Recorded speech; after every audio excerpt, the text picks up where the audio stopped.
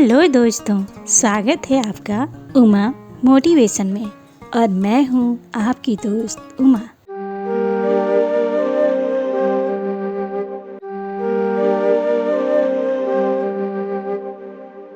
दोस्तों, आज हम लाए हैं एक ऐसी मोटिवेशनल कहानी जो मुंशी प्रेमचंद की कहानी पर आधारित है। तो चलिए शुरू करते हैं आज की मोटिवेशनल कहानी।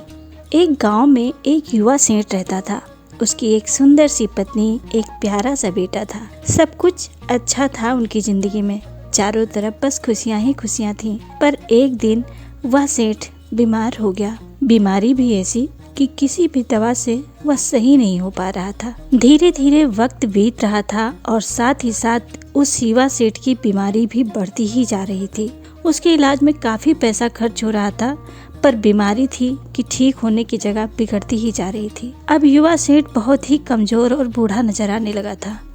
उसे अब अपनी पत्नी और बेटे की चिंता होने लगी। उसे अब ऐसा महसूस होता कि अब वह नहीं बच पाएगा। फिर वह सोचता, मेरे बाद मेरी पत्नी और बेटे का क्या होगा? मेरी पत्नी कितनी सुंदर और प्यारी है, जब मैं नहीं रहूंगा तब उसका क्या होगा? ये समाज बड़ा ही गंदा है। लोग मेरी पत्नी को गंदी नजरों से देखेंगे। वो विधवा होकर इस गंदे समाज में अपनी अस्मिता को कैसे बचाएगी? मैंने विवाह के वक्त कसम खाई थी कि उसे किसी भी तरह का दुख नहीं होने दूंगा, पर आज सिर्फ मेरी ही वजह से मेरी पत्नी इस बेरहम दुनिया में अकेली हो जाएगी। फिर उसकी नजर अपने सोते हुए बेटे पर पड़ी तो उसने सोचा कि कितना प्यारा है मेरा बच्चा, बिल्कुल राजकुमार की तरह पाला है मैंने इसे। कभी किसी चीज के लिए इसे तरसना नहीं पड़ा, क्योंकि इसके कहने से पहले ही मैंने हर चीज इसको लाकर दी है। पर जब मैं नहीं रहूंगा तो एक एक चीज को तरसेगा मेरा बेटा। वह लेटे लेटे अपनी बेबसी पर रोने लगा। फिर जाने क्या सोचकर चुप हो गया। ऐसा लगने लगा कि जैसे उसने कोई निर्णय ले लिया हो।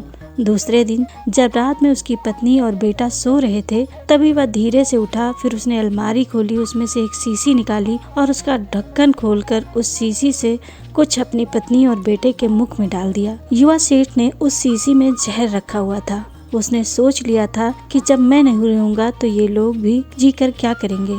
उसने सोचा कि इन्हें जहर देकर मार देता हूँ और मुझे तो मेरी बीमारी मार ही देगी। पत्नी और बेटे को जहर देकर वह रात में ही कांपते पैरों से घर से बाहर निकला और अंधेरे में चलते हुए किसी तरह रेलवे स्टेशन पहुंचा। फिर वह एक ट्रेन में बैठ गया, लेकिन विधि को कुछ और ही मंजूर था, क्योंकि जिस रात सेठ ने अपनी पत्नी और बेटे को जहर दिया था, उसी दिन दोपहर में उस सेठ की पत्नी ने अलमारी की सफाई की थी और उस जहर की शीशी को हटाकर देसी शहद की शीशी वहां उसने रख दी थी, जिसे सेठ ने जहर समझकर अपनी पत्नी और बेटे के मुंह में डाला था। दरअसल वह जहर नहीं, शहद था। सेठ वहां से निकलकर एक खूबसूरत पहाड़ी क्षेत्र में पहुंचा। पर यह क्या, यहाँ की ठंडी और साफ स्वच्छ हवा से सेठ की तबीयत में सुधार आने लगा। सेठ न चाहते हुए भी अब ठीक होने लगा। सेठ को लग रहा था कि उसकी पत्नी और बेटा तो मर ही चुके हैं, फिर वह जीकर क्या करेगा। पर जाने क्या हुआ, अब वह अपने आप ही स्वस्थ होने लगा था। शुरुआत में वहाँ के स्थानीय लोगों ने उसे राहगीर समझकर खाने पीने को दिया। फिर जब वह ठीक हो गया तो अपनी पत्नी और बेटे को याद करके साधु बन गया। और फिर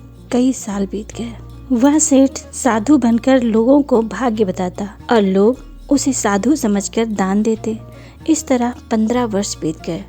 फिर एक दिन उस साधु बने सेठ को ट्रेन में एक नवयुवक दिखा, जिसने बेहद कीमती वस्त्र पहने हुए थे और उसके चेहरे पर एक ऐसा रूप था कि मानो वह कोई राजकुमार हो। उस युवक ने जब इस साधु को देखा तो बोला कि आज मेरे पिता की पुण्यतिथि है। आज के ही दिन वह मेरे पिता मुझे और मेरी माँ को छोड़कर इस दुनिया से चले गए। मैं उनकी आत्मा की शांति के लिए आज के दिन अपने घर पर भंडारा करवाता हूँ और आपसे मेरा अनुरोध है कि मुझ पर कृपा करके आप मेरे साथ मेरे घर चलें और मेरा आतिथ्य स्वीकार करें। फिर क्या था, वह साधु बना बुजुर्ग सेठ उस नवयुवक के साथ चल दिया। लेकिन जब उस युवक के घर वह पहुंचा तो चौंक गया। यह तो उसी सेठ की हवेली थी, जो अब बहुत ही सुंदर और भव्य लग रही थी।